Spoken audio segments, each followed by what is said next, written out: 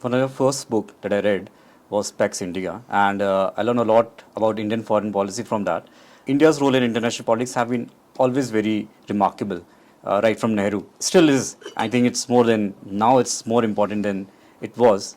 What do you think is the biggest challenge for Indian foreign policy, irrespective of who comes to power next year? Okay, first of all, I'm not sure it's more important than it was. Each era is important in itself. And in the 1950s, when Nehru was in his heyday, India was the leading voice of the developing world, unquestionably, uncontestedly. In fact, the Chinese Communist government was not recognized by most of the powers in the world. Right.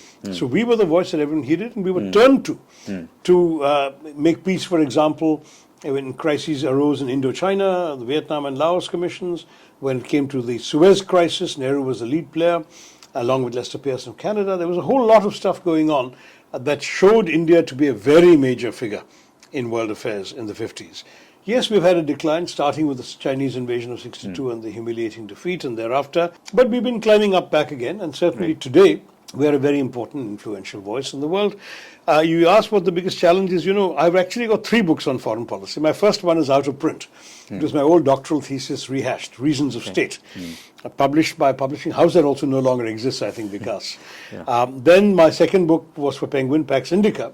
And then I did a third book co-authored with Samir Saran for Aleph called The New World Disorder. And some of the answers can be found in that. The New World Disorder is an attempt to look at the way in which today's global system is functioning or not functioning, and to suggest that India, the subtitle is "And the Indian Imperative," that India could play an influential, even defining role in shaping this order.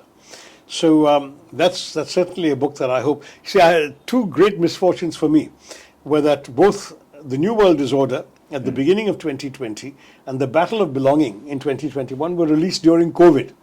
So they didn't quite sync with our trace, but they never had any book release events or any public discussions or extensive consideration. And to some degree, I think these are the 2 books of mine that could do with a little further boost.